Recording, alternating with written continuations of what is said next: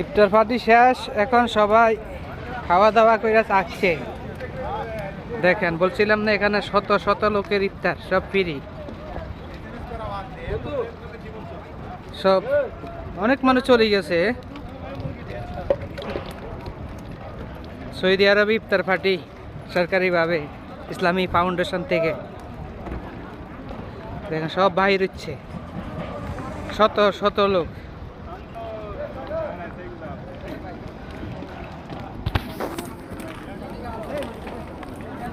এখানে কোনো মারামারি না, হানাহানি না, কে কার আগে নিবে, কে 4 কিস লইয়ে গেল, কে 2 কিস নিয়ে গেল।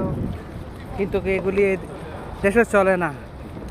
দিয়ে রাখবো সামনে, আপনি যত খেতে পারেন খান। এই দেখেছেন সবাই।